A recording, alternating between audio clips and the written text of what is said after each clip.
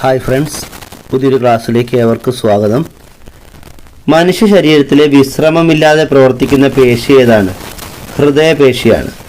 മനുഷ്യ ശരീരത്തിൽ വിശ്രമമില്ലാതെ പ്രവർത്തിക്കുന്ന പേശി ഹൃദയപേശിയാണ്. ഏറ്റവും കൂടുതൽ പ്രവർത്തിക്കുന്ന മനുഷ്യ ശരീരത്തിലെ പേശി ഏതാണ്? കൺപോളയിലെ പേശിയാണ്. ഏറ്റവും കൂടുതൽ പ്രവർത്തിക്കുന്ന മനുഷ്യൻ്റെ ശരീരത്തിലെ പേശി കൺപോളയിലെ പേശിയാണ്. മനുഷ്യ ശരീരത്തിലെ ഏറ്റവും വലിയ പേശി ഗ്ലൂട്ടിയസ് മാക്സിമസ് ആണ്. മനുഷ്യ ശരീരത്തിലെ ഏറ്റവും വലിയ പേശി ഗ്ലൂട്ടിയസ് മാക്സിമസ് ആണ്. മനുഷ്യ ശരീരത്തിലെ ഏറ്റവും ചെറിയ പേശി ഏതാണ്? സ്റ്റേപ്പിഡിയസ്. ഓർത്തിരിക്കാൻ എളുപ്പമാർഗമുണ്ട്. നമ്മൾ മനുഷ്യ ശരീരത്തിലെ ഏറ്റവും ചെറിയ അസ്ഥി ഏതാണ്? അത് സ്റ്റേപ്പിസ് ആണ്. അത് നമുക്കറിയാവുന്നതാണ്. ചെവിയിലെ അസ്ഥിയായ സ്റ്റേപ്പിസ് ആണ് മനുഷ്യ ശരീരത്തിലെ ഏറ്റവും ചെറിയ അസ്ഥി. അപ്പോൾ മനുഷ്യ ശരീരത്തിലെ ഏറ്റവും ചെറിയ പേശി ഏതാണ്? സ്റ്റേപ്പിഡിയസ് ആണ്. മനുഷ്യ ശരീരത്തിലെ ഏറ്റവും നീളമുള്ള പേശി ഏതാണ്? സാർട്ടോറിയസ് ആണ്. മനുഷ്യ ശരീരത്തിലെ ഏറ്റവും നീളമുള്ള പേശി സാർട്ടോറിയസ് ആണ്. മനുഷ്യരിലെ ഏറ്റവും ബലിഷ്ഠമായ പേശി ഏതാണ്? മാസെറ്റർ. ഏറ്റവും ബലിഷ്ഠമായ പേശി മാസെറ്റർ ആണ്. മനുഷ്യ ശരീരത്തിൽ പേശികളില്ലാത്ത അവയവം ഏതാണ്? ശ്വാസകോശം. മനുഷ്യനിൽ പേശികളില്ലാത്ത അവയവം ശ്വാസകോശമാണ്. ഏറ്റവും കൂടുതൽ മഴ ലഭിക്കുന്ന മാസം ഏതാണ്? ജൂലൈ ആണ്. ഏറ്റവും കൂടുതൽ മഴ ലഭിക്കുന്ന മാസം ജൂലൈയും ഏറ്റവും കുറവ് മഴ ലഭിക്കുന്ന മാസം ജനുവരിയുമാണ്. ഏറ്റവും കൂടുതൽ മഴ ലഭിക്കുന്ന കേരളത്തിലെ ജില്ല ഏതാണ്? കോഴിക്കോട്. ഏറ്റവും കുറവ് മഴ ലഭിക്കുന്ന ജില്ല തിരുവനന്തപുരവുമാണ്. ഏറ്റവും കൂടുതൽ മഴ ലഭിക്കുന്ന കേരളത്തിലെ ജില്ല കോഴിക്കോടും ഏറ്റവും കുറവ് മഴ ലഭിക്കുന്ന കേരളത്തിലെ ജില്ല തിരുവനന്തപുരവുമാണ്. കേരളത്തിലെ ഏറ്റവും കൂടുതൽ മഴ ലഭിക്കുന്ന പ്രദേശം ഏതാണ്? എറണാകുളം ജില്ലയിലെ നേര്യമംഗലം. കേരളത്തിലെ ഏറ്റവും കൂടുതൽ മഴ ലഭിക്കുന്ന പ്രദേശം എറണാകുളം ജില്ലയിലെ നേര്യമംഗലമാണ്. കേരള ഗവൺമെൻറ് ആദ്യമായി IT നയം പ്രഖ്യാപിച്ച വർഷം ഏതാണ്? 1998. കേരള ഗവൺമെൻറ് ആദ്യമായി IT നയം പ്രഖ്യാപിച്ച വർഷം 1998 ആണ്. കേരള IT മിഷൻ്റെ ചെയർമാൻ ആരാണ്? കേരള മുഖ്യമന്ത്രിയാണ്. കേരള IT മിഷൻ്റെ ചെയർമാൻ കേരള മുഖ്യമന്ത്രിയാണ്. കേരള സ്റ്റേറ്റ് IT മിഷൻ സ്ഥാപിതമായ വർഷം ഏതാണ്? 1999. കേരള സ്റ്റേറ്റ് IT മിഷൻ സ്ഥാപിതമായ വർഷം 1999 ആണ്. ഇന്ത്യയിലെ ഏറ്റവും വലിയ IT പാർക്ക് ഏതാണ്? തിരുവനന്തപുരം ജില്ലയിലെ ടെക്നോ പാർക്ക്. ഇന്ത്യയിലെ ഏറ്റവും വലിയ IT പാർക്ക് തിരുവനന്തപുരത്തെ ടെക്നോ പാർക്കാണ്. ഇന്ത്യയിലെ ആദ്യത്തെ IT പാർക്ക് ഏതാണ്? ടെക്നോ പാർക്കാണ്. തിരുവനന്തപുരത്തെ ടെക്നോ പാർക്കാണ് ഇന്ത്യയിലെ ആദ്യത്തെ IT പാർക്ക്. ടെക്നോ പാർക്ക് സ്ഥാപിതമായ വർഷം ഏതാണ്? 1990. ടെക്നോ പാർക്ക് സ്ഥാപിതമായ വർഷം 1990 ആണ്. ടെക്നോ പാർക്ക് ഔദ്യോഗികമായി രാഷ്ട്രത്തിന് സമർപ്പിക്കപ്പെട്ട വർഷം ഏതാണ്? 1995. ടെക്നോ പാർക്ക് ഔദ്യോഗികമായി രാഷ്ട്രത്തിന് സമർപ്പിക്കപ്പെട്ട വർഷം 1995 ആണ്. ടെക്നോ പാർക്കിൻ്റെ നിർദ്ദിഷ്ട 4ാം ഘട്ട വികസന പദ്ധതി അറിയപ്പെടുന്ന പേരെന്താണ്? Techno city. ടെക്നോ പാർക്കിൻ്റെ നിർദ്ദിഷ്ട 4ാം ഘട്ട വികസന പദ്ധതിയാണ് ടെക്നോ സിറ്റി. 1867 പ്രാർത്ഥനാ സമാജം സ്ഥാപിച്ചത് ആരാണ്? ആത്മാറാം പാണ്ഡുരംഗാണ്. പ്രാർത്ഥനാ സമാജം സ്ഥാപിച്ചത് ആത്മാറാം പാണ്ഡുരംഗാണ്. പ്രാർത്ഥനാ സമാജത്തിൻ്റെ മറ്റു നേതാക്കൾ ആരൊക്കെയായിരുന്നു? MG Ranade, RG Bhandarkar. പ്രാർത്ഥനാ സമാജത്തിൻ്റെ മറ്റു നേതാക്കൾ MG റാനഡെയും RG ഫണ്ടാർക്കറും ആയിരുന്നു. തെക്കേ ഇന്ത്യയിലെ ദയാനന്ദൻ എന്നറിയപ്പെടുന്നത് ആരാണ്? രാമലിംഗ അടികൾ. തെക്കേ ഇന്ത്യയിലെ ദയാനന്ദൻ എന്നറിയപ്പെടുന്നത് രാമലിംഗ അടികളാണ്. മഹാകവി ഭാരതിയാർ എന്നറിയപ്പെടുന്നത് ആരാണ്? സുബ്രഹ്മണ്യ ഭാരതിയാണ്. മഹാകവി ഭാരതിയാർ എന്നറിയപ്പെടുന്നത് സുബ്രഹ്മണ്യ ഭാരതിയാണ്. ഓടി വിളയാട് പാപ്പ എന്ന ഗാനം രചിച്ചതാരാണ്? സുബ്രഹ്മണ്യ ഭാരതി. ഇന്ത്യയിലെ ജാതിവിരുദ്ധ ബ്രാഹ്മണവിരുദ്ധ പ്രസ്ഥാനത്തിൻ്റെ യഥാർത്ഥ സ്ഥാപകൻ എന്നറിയപ്പെടുന്നത് ആരാണ്? ജ്യോതിറാവു ഫുലെ.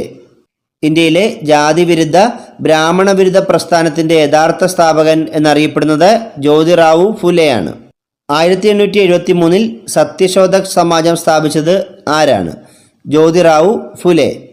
ജ്യോതിറാവു ഫുലെ സത്യശോധക് സമാജം സ്ഥാപിച്ച വർഷം 1873 ആണ്. സത്യശോധക് സമാജത്തിൻ്റെ മുഖപത്രം ഏതായിരുന്നു? ദീൻബന്ധു. സത്യശോധക് സമാജത്തിൻ്റെ മുഖപത്രത്തിൻ്റെ പേര് ദീൻബന്ധു എന്നായിരുന്നു. ഗുലാംഗിരി എന്ന ഗ്രന്ഥത്തിൻ്റെ കർത്താവ് ആരാണ്? Jyotirao Phule.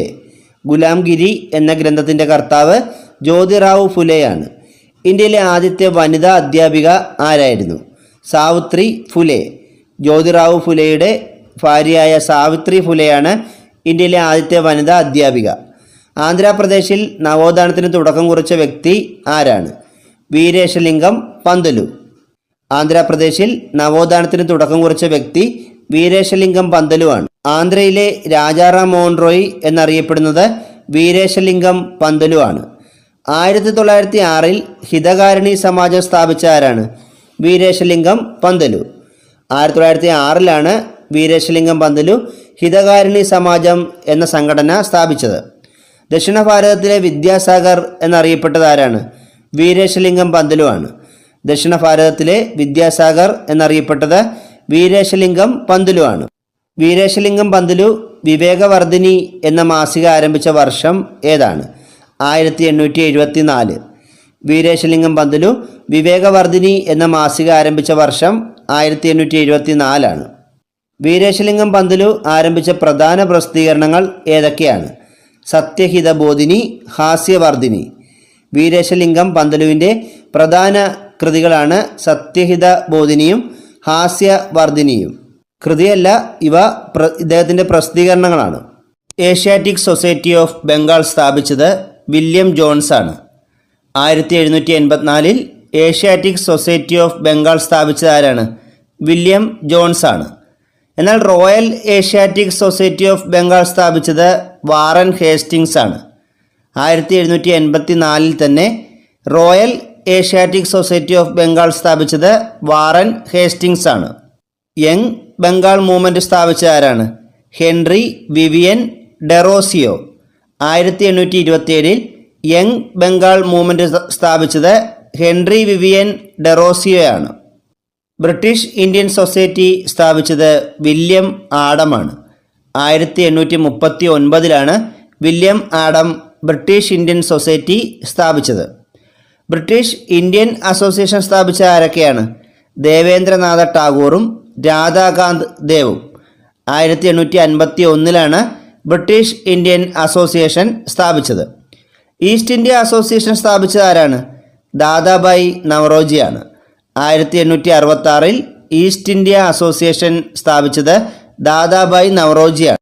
Indian reform Association സ്ഥാപിച്ചത് കേശവ് ചന്ദ്ര സെൻ ആണ്.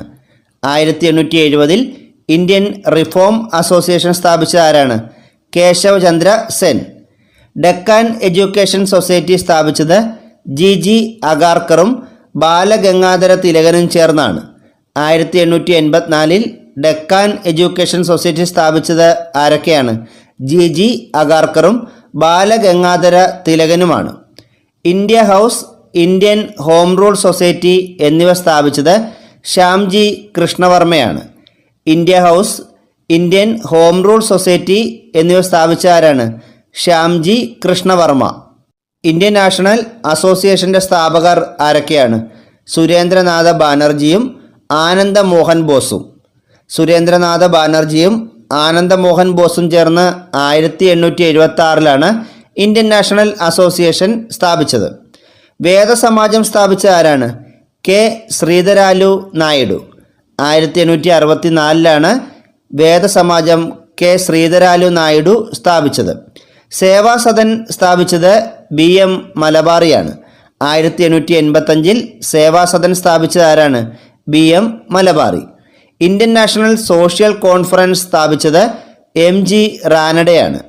1887 ഇന്ത്യൻ നാഷണൽ സോഷ്യൽ കോൺഫറൻസ് സ്ഥാപിച്ച ആരാണ്? MG റാനഡെ. ഇന്ത്യൻ ലീഗിൻ്റെ സ്ഥാപകൻ ബാബു ശിശിർ കുമാർ ഘോഷാണ്. 1875 ഇദ്ദേഹം ഇന്ത്യൻ ലീഗ് സ്ഥാപിച്ചത്. ആത്മീയ സഭയും ബ്രഹ്മസമാജവും സ്ഥാപിച്ച ആരാണ്? രാജാറാം മോഹൻ റോയ് ആണ്. ആത്മീയ സഭ, ബ്രഹ്മസമാജം എന്നീ സംഘടനകൾ സ്ഥാപിച്ച ആരാണ്? രാജാറാം മോഹൻ റോയ് ആണ്. ആദി ബ്രഹ്മസമാജം സ്ഥാപിച്ചത് ദേവേന്ദ്രനാഥ ടാഗോറാണ്. 1866 ആദി ബ്രഹ്മസമാജം സ്ഥാപിച്ച ആരാണ്? ദേവേന്ദ്രനാഥ ടാഗോർ. അഭിനവ് ഭാരത് എന്ന സംഘടന സ്ഥാപിച്ചത് ആരാണ്? VD സവർക്കർ. 1904 അഭിനവ് ഭാരത് എന്ന സംഘടന സ്ഥാപിച്ചത് VD സവർക്കർ ആണ്. സർവൻസ് ഓഫ് ഇന്ത്യ സൊസൈറ്റി സ്ഥാപിച്ചത് ഗോപാലകൃഷ്ണ ഗോഖലെയാണ്. 1905 Gopalakrishna Gokhale Servants of India Society സ്ഥാപിച്ചത്. ഹിതകാരിണി സമാജം സ്ഥാപിച്ചത് വീരേശലിംഗം പന്തലുവാണ്. 1906 വീരേശലിംഗം പന്തലു ഹിതകാരിണി സമാജം സ്ഥാപിച്ചത്. ഗദ്ദാർ പാർട്ടിയുടെ സ്ഥാപകൻ ലാല ഹർദയാലാണ്. 1913 ലാല ഹർദയാൽ ഗദ്ദാർ പാർട്ടി രൂപീകരിച്ചത്. ഇന്ത്യൻ നാഷണൽ കോൺഗ്രസിൻ്റെ സ്ഥാപകൻ ആരാണ്? എ.ഒ. ഹ്യൂം. 1885 അലൻ ഒക്ടോവിയൻ ഹ്യൂമാണ് ഇന്ത്യൻ നാഷണൽ കോൺഗ്രസ് സ്ഥാപിച്ചത്. ആര്യസമാജം, ശുദ്ധി പ്രസ്ഥാനം എന്നിവ സ്ഥാപിച്ച ആരാണ്? സ്വാമി ദയാനന്ദ സരസ്വതി. 1875 ഈ രണ്ട് സംഘടനകളും സ്ഥാപിച്ചത്. ദേവസമാജം സ്ഥാപിച്ചത് ശിവനാരായൺ അഗ്നിഹോത്രിയാണ്. 1887 ദേവസമാജം സ്ഥാപിച്ചത്. അലിഗഡ് പ്രസ്ഥാനം, മുഹമ്മദൻ ആംഗ്ലോ ഓറിയൻ്റൽ കോളേജ് എന്നിവ സ്ഥാപിച്ചത് ആരാണ്? സർ സെയ്ദ് അഹമ്മദ് ഖാൻ. 1875 അലിഗഡ് പ്രസ്ഥാനവും മുഹമ്മദൻ ആംഗ്ലോ ഓറിയൻ്റൽ കോളേജും സ്ഥാപിച്ചത് സർ സെയ്ദ് അഹമ്മദ് ഖാനാണ്. പൂനെ സാർവജനിക് സഭ സ്ഥാപിച്ചത് ആരാണ്? MG റാനഡെ. 1870 പൂനെ സാർവജനിക് സഭ സ്ഥാപിച്ചത് MG റാനഡെയാണ്. പ്രാർത്ഥനാ സമാജത്തിൻ്റെ സ്ഥാപകൻ ആത്മാറാം പാണ്ഡുരംഗാണ്. ഇദ്ദേഹം പ്രാർത്ഥനാ സമാജം സ്ഥാപിച്ച വർഷം 1867. ബോംബെ അസോസിയേഷൻ്റെ സ്ഥാപകൻ ജഗന്നാഥ ശങ്കർ സേത്താണ്. 1852 ജഗന്നാഥ ശങ്കർ സേത്ത് ബോംബെ അസോസിയേഷൻ സ്ഥാപിച്ചത്. സേവാസമിതിയുടെ സ്ഥാപകൻ HN ഗുൻസ്രു ആണ്. 1914 HN ഗുൻസ്രു സേവാസമിതി രൂപീകരിച്ചത്. മദ്രാസ് ഹിന്ദു അസോസിയേഷൻ സ്ഥാപിച്ചത് ആനി ബെസൻ്റ് ആണ്. 1904 Annie Besant Madras Hindu association സ്ഥാപിച്ചത്. സ്വരാജ് പാർട്ടിയുടെ സ്ഥാപക നേതാക്കൾ മോത്തിലാൽ നെഹ്റുവും CR ദാസുമാണ്. സ്വരാജ് പാർട്ടി രൂപീകൃതമായ വർഷം 1923. ഭാരതീയ വിദ്യാഭവൻ്റെ സ്ഥാപകൻ KM മുൻഷിയാണ്. 1938 ഇദ്ദേഹം ഭാരതീയ വിദ്യാഭവൻ സ്ഥാപിച്ചത്. ചിപ്കോ പ്രസ്ഥാനം ആരംഭിച്ചത് 1973 സുന്ദർലാൽ ബഹുഗുണയാണ്. ചിപ്കോ പ്രസ്ഥാനം ആരംഭിച്ച ആരാണ്? സുന്ദർലാൽ ബഹുഗുണ. നർമ്മദ ബച്ചാവോ ആന്തോളൻ സ്ഥാപിച്ചത് ആരാണ്? മേധാ പട്കർ. 1989 നർമ്മദ ബച്ചാവോ ആന്തോളൻ എന്ന സംഘടനയ്ക്ക് രൂപം നൽകിയത് മേധാ പട്കർ ആണ്. അപ്പിക്കോ പ്രസ്ഥാനം ആരംഭിച്ചത് ആരാണ്? പാണ്ഡുരംഗ് ഹെഗ്ഡെ. 1983 പാണ്ഡുരംഗ് ഹെഗ്ഡെ അപ്പിക്കോ പ്രസ്ഥാനം ആരംഭിച്ചത്. വനമഹോത്സവം ആരംഭിച്ചത് ആരാണ്? KM മുൻഷിയാണ്. 1950 KM മുൻഷി വനമഹോത്സവം ആരംഭിച്ചത്. ഭൂദാന പ്രസ്ഥാനം ആരംഭിച്ചത് വിനോബ ഭാവെയാണ്. 1951 ഇദ്ദേഹം ഭൂദാന പ്രസ്ഥാനം ആരംഭിക്കുന്നത്. അനുശീലൻ സമിതിയുടെ സ്ഥാപകൻ ആരാണ്? ബരീന്ദ്രകുമാർ ഘോഷാണ്. 1902 ബരീന്ദ്രകുമാർ ഘോഷ് അനുശീലൻ സമിതിക്ക് രൂപം നൽകിയത്. ഹിന്ദു മഹാസഭ രൂപീകരിച്ചത് മദൻ മോഹൻ മാളവിയാണ്. 1914 പൂനെ സേവാ സദൻ സ്ഥാപിച്ച ആരാണ്? രമാബായി റാനഡെയാണ്. 1909 പൂനെ സേവാ സദൻ സ്ഥാപിച്ചത് രമാബായി റാനഡെയാണ്. സെൻട്രൽ ഹിന്ദു സ്കൂൾ സ്ഥാപിച്ച ആരാണ്? Annie Besant. 1898 central Hindu school സ്ഥാപിച്ചത് ആനി ബെസൻ്റ് ആണ്. ഇന്ത്യയിലെ പരമ്പരാഗത ഋതുക്കൾ എത്ര എണ്ണമാണുള്ളത്? 6. ഇന്ത്യയിലെ പരമ്പരാഗത ഋതുക്കൾ 6 അതേതൊക്കെയാണ്? വസന്തകാലം, ഗ്രീഷ്മകാലം, വർഷകാലം, ശരത്കാലം, ഹേമന്തകാലം, ശിശിരകാലം എന്നിവയാണ്. അപ്പോൾ ഈ ഋതുക്കളൊക്കെ അനുഭവപ്പെടുന്ന മാസങ്ങൾ ഏതൊക്കെയാണെന്ന് കൂടി നമുക്ക് പഠിക്കാം. ഇന്ത്യയിൽ വസന്തകാലം അനുഭവപ്പെടുന്ന മാസങ്ങൾ മാർച്ച് ഏപ്രിൽ മാസങ്ങളിലാണ്. ഇന്ത്യയിൽ വസന്തകാലം മാർച്ച് ഏപ്രിൽ മാസങ്ങളിലാണ്. ഗ്രീഷ്മകാലമോ? അത് മെയ് ജൂൺ മാസങ്ങളിലാണ്. ഇന്ത്യയിൽ ഗ്രീഷ്മകാലം അനുഭവപ്പെടുന്നത് മെയ് ജൂൺ മാസങ്ങളിലാണ്. വർഷകാലം അനുഭവപ്പെടുന്നത് ജൂലൈ ഓഗസ്റ്റ് മാസങ്ങളിലായിട്ടാണ്. ഇന്ത്യയിൽ വർഷകാലം അനുഭവപ്പെടുന്നത് ജൂലൈ ഓഗസ്റ്റ് മാസങ്ങളിലായിട്ടാണ്. ശരത്കാലം അനുഭവപ്പെടുന്നത് സെപ്റ്റംബർ ഒക്ടോബർ മാസങ്ങളിലാണ്. ഇന്ത്യയിൽ ശരത്കാലം അനുഭവപ്പെടുന്ന മാസങ്ങൾ സെപ്റ്റംബർ ഒക്ടോബർ മാസങ്ങളിലാണ്. ഹേമന്തകാലം അനുഭവപ്പെടുന്നത് നവംബർ ഡിസംബർ മാസങ്ങളിലാണ്. ഇന്ത്യയിൽ ഹേമന്തകാലം അനുഭവപ്പെടുന്നത് നവംബർ ഡിസംബർ മാസങ്ങളിലാണ്. ശിശിരകാലം അനുഭവപ്പെടുന്നത് ജനുവരി ഫെബ്രുവരി മാസങ്ങളിലാണ്. ഇന്ത്യയിൽ ശിശിരകാലം അനുഭവപ്പെടുന്നത് ജനുവരി ഫെബ്രുവരി മാസങ്ങളിലാണ്. ഒരു രാഷ്ട്രത്തിൻ്റെ അടിസ്ഥാന ആശയങ്ങളും തത്വങ്ങളും നിയമങ്ങളും അടങ്ങുന്ന ആധികാരിക പ്രമാണം അറിയപ്പെടുന്ന പേരെന്താണ്? ഭരണഘടന. ഒരു രാഷ്ട്രത്തിൻ്റെ അടിസ്ഥാന ആശയങ്ങളും തത്വങ്ങളും നിയമങ്ങളും അടങ്ങുന്ന ആധികാരിക പ്രമാണം അല്ലെങ്കിൽ ആധികാരിക രേഖയാണ് ആ രാജ്യത്തിൻ്റെ ഭരണഘടന. ഇന്ത്യൻ ഭരണഘടന രൂപീകരിക്കാനെടുത്ത സമയം എത്രയാണ്? 2 വർഷം 11 മാസം 17 ദിവസം. 2 വർഷവും 11 മാസവും 17 ദിവസവും കൊണ്ടാണ് ഇന്ത്യൻ ഭരണഘടന തയ്യാറാക്കിയെടുത്തത്. ഭരണഘടനാ നിർമ്മാണ സഭയുടെ ആദ്യ സമ്മേളനം നടന്നത് എന്നാണ്? 1946 ഡിസംബർ 9. ഇന്ത്യൻ ഭരണഘടനാ നിർമ്മാണ സഭയുടെ ആദ്യ സമ്മേളനം നടന്നത് 1946 ഡിസംബർ 9-നാണ്. ഇന്ത്യൻ ഭരണഘടനാ നിർമ്മാണ സഭയുടെ ആദ്യ അധ്യക്ഷൻ അല്ലെങ്കിൽ താൽക്കാലിക അധ്യക്ഷൻ ആരായിരുന്നു? ഡോക്ടർ സച്ചിദാനന്ദ സിൻഹ. ഇന്ത്യൻ ഭരണഘടനാ നിർമ്മാണ സഭയുടെ ആദ്യ അധ്യക്ഷൻ അല്ലെങ്കിൽ താൽക്കാലിക അധ്യക്ഷൻ ആരാണെന്ന് ചോദിച്ചാൽ ഡോക്ടർ സച്ചിദാനന്ദ സിൻഹയാണ്. ഇന്ത്യൻ ഭരണഘടനാ നിർമ്മാണ സഭയുടെ സ്ഥിരം അധ്യക്ഷൻ ആരായിരുന്നു? ഡോക്ടർ രാജേന്ദ്ര പ്രസാദ്. ബീഹാർ ഗാന്ധി എന്ന പേരിൽ അറിയപ്പെടുന്ന ഡോക്ടർ രാജേന്ദ്ര പ്രസാദാണ് ഇന്ത്യൻ ഭരണഘടനാ നിർമ്മാണ സഭയുടെ സ്ഥിരം അധ്യക്ഷൻ. ഇന്ത്യൻ ഭരണഘടന ഡ്രാഫ്റ്റിംഗ് കമ്മിറ്റിയുടെ അധ്യക്ഷൻ ആരായിരുന്നു? Doctor BR Ambedkar. ഡ്രാഫ്റ്റിംഗ് കമ്മിറ്റിയുടെ അംഗങ്ങളുടെ എണ്ണം 7 ആയിരുന്നു. ഈ ഡ്രാഫ്റ്റിംഗ് കമ്മിറ്റിയാണ് നമ്മുടെ ഭരണഘടന നിർമ്മാണ പ്രവർത്തനങ്ങളിലെ കമ്മിറ്റികളിൽ ഏറ്റവും പ്രധാനപ്പെട്ട കമ്മിറ്റി. നിരവധി കമ്മിറ്റികളുണ്ട്. ഏറ്റവും പ്രധാനപ്പെട്ട കമ്മിറ്റിയാണ് ഡ്രാഫ്റ്റിംഗ് കമ്മിറ്റി. ഡ്രാഫ്റ്റിംഗ് കമ്മിറ്റിയിലെ അംഗങ്ങളുടെ എണ്ണം എത്രയാണ്? 7 ആണ്. ഈ ഡ്രാഫ്റ്റിംഗ് കമ്മിറ്റിയുടെ അധ്യക്ഷനായിരുന്നു BR അംബേദ്കർ.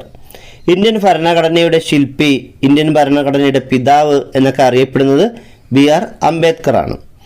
ഭരണഘടനാ നിർമ്മാണ സഭ ഇന്ത്യൻ ഭരണഘടനയ്ക്ക് അംഗീകാരം നൽകിയത് എന്നാണ്? 1949 നവംബർ 26-നാണ് ഇന്ത്യൻ ഭരണഘടനാ നിർമ്മാണ സഭ നമ്മുടെ ഭരണഘടനയ്ക്ക് അംഗീകാരം നൽകിയത് 1949 നവംബർ 26-നാണ്. എന്നാൽ ഇന്ത്യൻ ഭരണഘടന നിലവിൽ വന്നതെന്നാണ്? 1950 ജനുവരി 26-നുമാണ്. ഈ 1949 നവംബർ 26-ന് ഭരണഘടനയ്ക്ക് അംഗീകാരം ലഭിച്ചതിൻ്റെ ഓർമ്മയ്ക്കായിട്ടാണ് നവംബർ 26 എല്ലാ വർഷവും നമ്മൾ ഇന്ത്യൻ ഭരണഘടനാ ദിനമായി ആചരിക്കുന്നു. കൂടാതെ നവംബർ 26 നമ്മൾ മറ്റൊരു ദിനമായും ആചരിക്കുന്നുണ്ട്. അതേതാണ്? ദേശീയ നിയമദിനം. അപ്പോൾ ഇന്ത്യയുടെ ദേശീയ നിയമദിനവും ഭരണഘടനാ ദിനവുമൊക്കെ നവംബർ 26-ആണ്. ഭരണഘടനയുടെ ആമുഖപ്രകാരം ഭാരതം ഒരു പരമാധികാര സ്ഥിര സമത്വ മതേതര ജനാധിപത്യ റിപ്പബ്ലിക്കാണ്. ഇന്ത്യൻ ഭരണഘടനയുടെ ആമുഖം എഴുതി തയ്യാറാക്കിയത് ആരാണ്? ജവഹർലാൽ നെഹ്റുവാണ്. ഇന്ത്യൻ ഭരണഘടനയുടെ ആമുഖം എഴുതി തയ്യാറാക്കിയത് ജവഹർലാൽ നെഹ്റുവാണ്. ഇന്ത്യൻ ഭരണഘടനയുടെ സത്തയും താക്കോലുമായി കണക്കാക്കുന്നത് ആമുഖത്തെയാണ്. നമ്മുടെ ഭരണഘടനയുടെ സത്തയും താക്കോലുമായൊക്കെ കണക്കാക്കുന്നത് ആമുഖത്തെയാണ്. ഇന്നത്തെ ക്ലാസ് ഇവിടെ അവസാനിച്ചിരിക്കുകയാണ്. കൂടുതൽ അറിവുകളുമായി അടുത്ത ക്ലാസ്സിൽ വീണ്ടും കാണാം. Thank you.